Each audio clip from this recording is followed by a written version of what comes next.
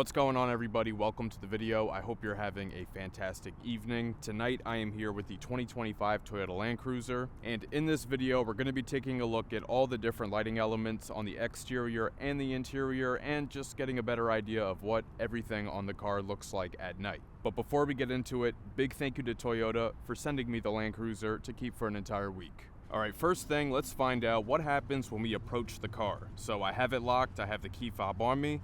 So now we're going to walk up to it, see what happens.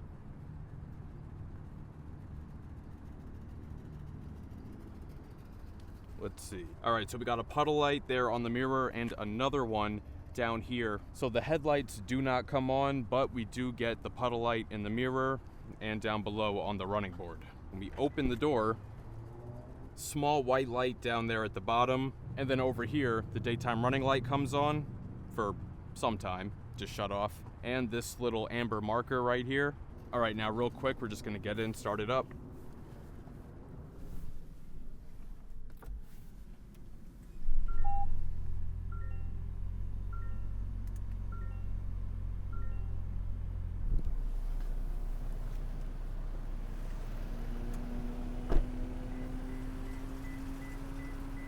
All right, now let's check out the front end.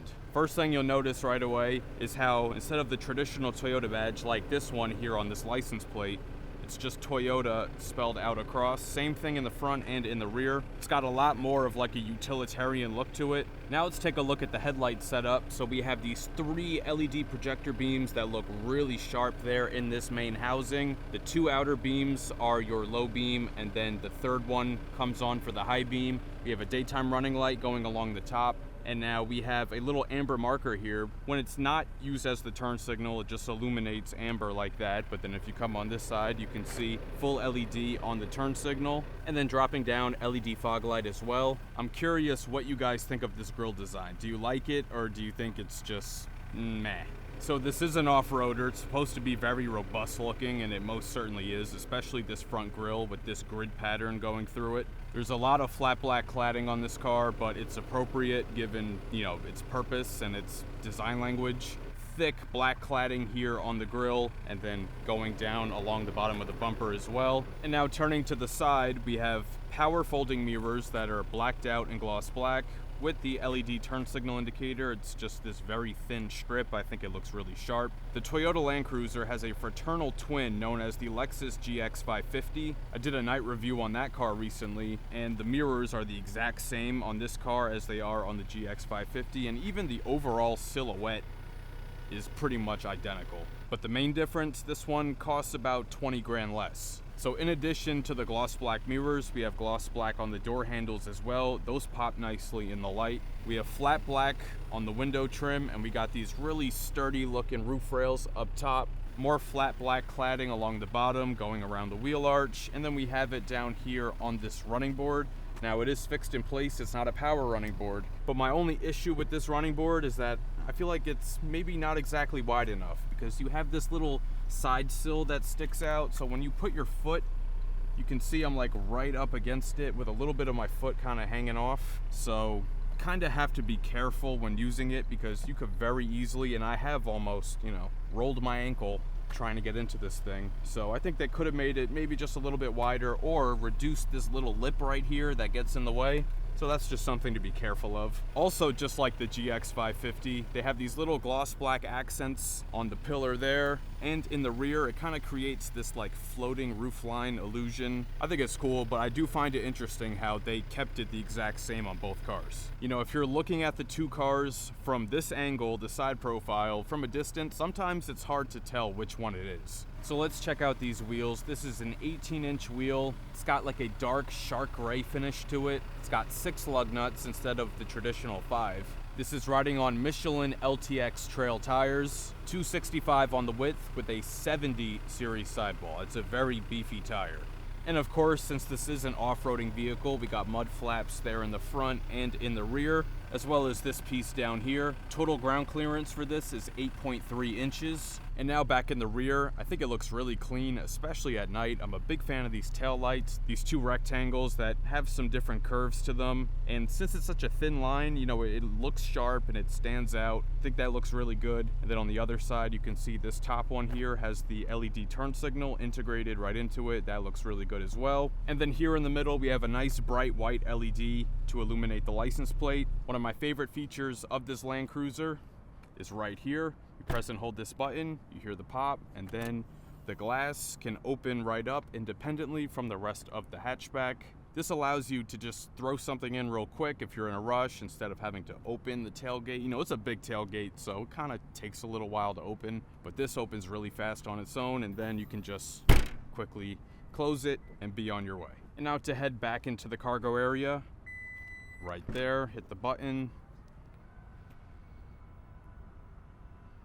and it goes right up. All right, let's see what we're working with here in terms of lighting. So first, right in the corner, we have these really little LEDs, both corners. Even though they're little, they still provide a pretty good amount of lighting, so that's good. We have a ton of space here in the back row because this is a 2-row, not a 3-row. The Lexus GX 550 Luxury that I had recently had 3 rows, and to be honest, it was really cramped. I think trying to fit 3 rows into this car. I think it's much better suited with just 2. Basically, this little area you see right here is where the 3rd row seat was. It would come up right here, and basically you only had like this much space behind the 3rd row, which wasn't very useful. And you can kind of tell that 3rd row is missing because left behind here we still have the cup holders and the USB-C ports. You don't typically see USB-C ports in the trunk, but that's left over from the 3rd row that this doesn't have. But they did remove the light in the roof for this area on the 3rd row, but instead we have these optional lights here on the back of the hatch. So overall, you can see that's really nice and bright. Now this vehicle is a hybrid, so we do have components of the hybrid system in there. Let's see, in here we have just a tiny little bit of storage, but we do get a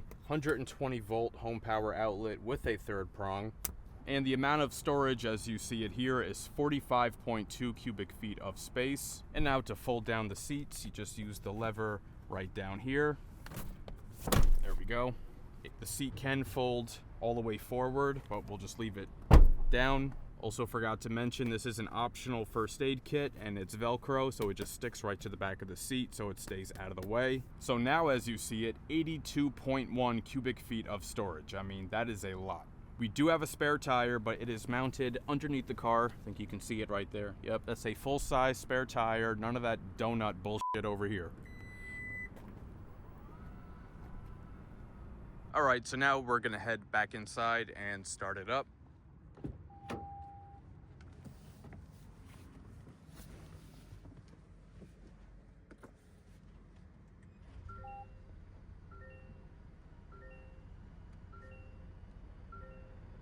All right, so while I have the door open, let's go over the dome lighting. So we have these LED lights here in the front. You can turn them on and off with just the push of one button, or you can tap each one individually to turn it on. Cool thing about this button is that not only do the front ones come on, but that controls all the lighting in the cabin.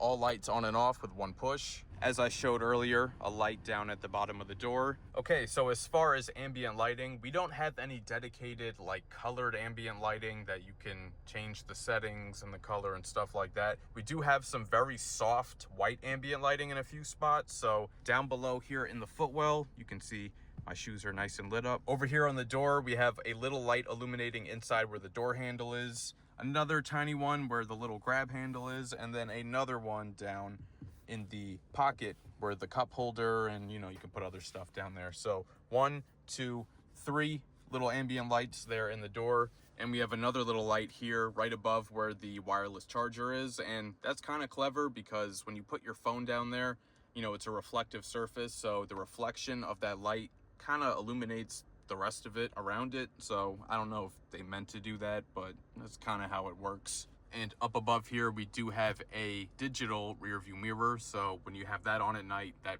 kind of pops and provides a little bit more light. So all the buttons in here do illuminate at night. Right here, you got your climate control. In the front here, we have heated and ventilated seats. It's kind of hot today, so we're gonna keep that ventilation on. I like how the AC controls are all just physical buttons. It has its own little display there. Front and rear defrosters, and you can sync them together.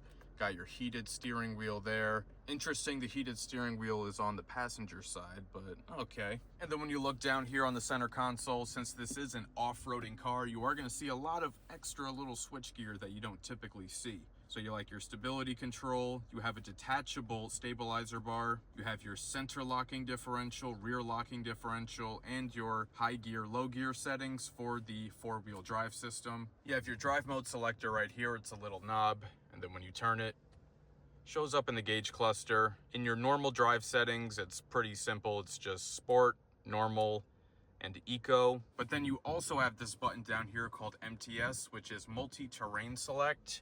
So when you hit that, you can see now we have other options for different weather conditions. So up top, you see deep snow, we have mud, sand, dirt, and auto. And it plays a cool little animation when you toggle between each one. So we'll leave it on auto. This is a 12.3-inch digital gauge cluster. You do have gauges on the side. You can make them go away. You can have it go full screen. And just like most of the Toyota and Lexus gauge clusters, you can set 3 different zones. So inside the gauge there on the left, you can have it show different things. Right side, let's see, pitch and roll, trailer brake, auxiliary gauges, you can have it blank, driving support, drive info, trip computer, tire pressure, traction monitor, all that good stuff. And now over here, we have another 12.3-inch screen, infotainment touchscreen, wireless Apple CarPlay and Android Auto. This comes preloaded with Apple Music and Amazon Music. You have your radio, of course. This does have Sirius XM. This also has Toyota's cloud-based navigation system built in, although with everyone using CarPlay nowadays, I don't think native navigation systems are really necessary anymore, but it's there. This also has a 12-speaker JBL audio system. Let's take a quick listen.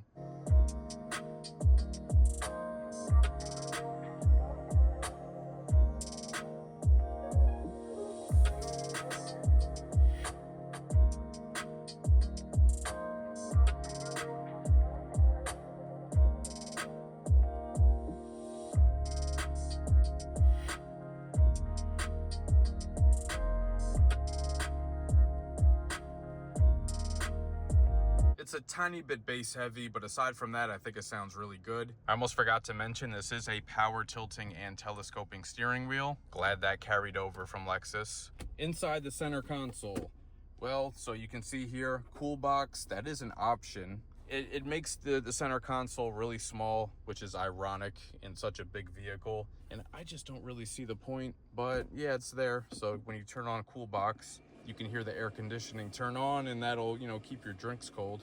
So there's that. And then inside the glove box, we do have illumination inside the glove box. That's nice. And that's not all that big either, but it is illuminated. So now let's head into the back seat. Let's take a trip to the back.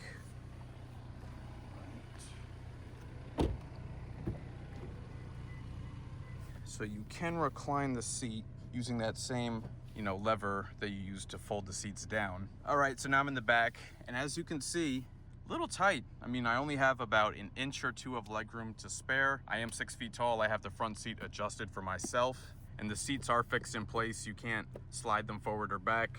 Let's see, we got a pocket behind both seats, which I like to see. Most of the time it's just one. You can see Land Cruiser spelled kind of engraved into the trim there. That's cool. All right, down in the center, we have a control center for the AC for the back seat. So let's see, you can adjust the temperature, the zone, there's an automatic function off, and control fan speed as well. And then down here we have a 12 volt, 2 USB-C ports. The rear doors get that illumination at the bottom as well. And then if we close the door, we still get the little ambient lighting down in the door pocket, along with the grab handle area too, and the handle. So they did not cheap out in the back, although I'm surprised there's no sunshades here. This is fully loaded and it costs a pretty penny, so I don't know. And this does not have a panoramic sunroof, only just this standard one, and even the standard one was actually part of the premium package.